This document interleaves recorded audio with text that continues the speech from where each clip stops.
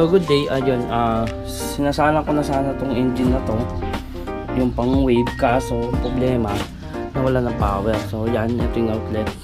So wala siyang power indicator, so walang ilaw, ayan. Walang ilaw.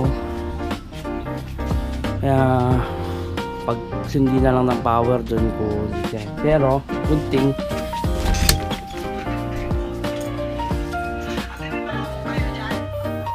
may wifi kami. Ayan. Bakit may wifi kami kahit walang power? So ayan, walang power talaga, pero meron kami, ayan, dito. Kahit to wala, ayan. Kaya may power kami dahil dito sa binili ko na UPS. Ayan, mini UPS, ayan. So meron siyang 5 volts, 9 volts at 12 volts na DC, yan. So dala-dala ko to pag kunwari nag-outing, pwede kong dalhin yung wifi ko kasi pwede siyang meron siya parang power supply galing dito sa Avidos mini UPS, ayan. So kahit walang power, nakakapag wifi kami. So ito yung, ayan, sige, walang ilaw talaga, ayan. So kahit wala kayong power, may wifi kayo basta meron kayong ganito. Ganito yung box niya. Ayan, mini UPS. Kasama na yung cord na yan at saka itong cord na to. So yun, kung madalas yung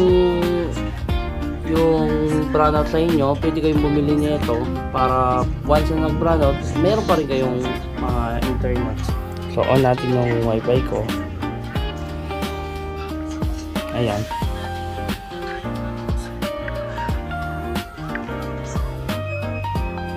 So ayan, dito. So may wifi pa rin kami. Ayan. Kahit lang wala kami power. So ayun lang. And then nga pala yung mga crayfish ko dahil walang power. Ito. So wala din silang oxygen. So good thing nakabili din ako ng ganito para sa crayfish ko, yung Sebo brand na up to 17 hours yata yung tinatagal nito pag walang brownout. So ayan, meron siyang karga. Ayan, nagamit ko na siya nung nakaraan, hindi pa siya tingnan. So meron pa siyang dalawang bar. Ayan, nagkaroon siya ng oxygen.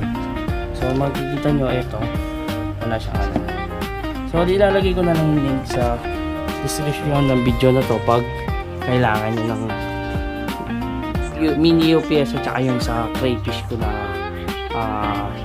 rechargeable na oxygen. Ayan, Avidos brand to, no, mga sir. Avidos. Ayan. Maraming salamat.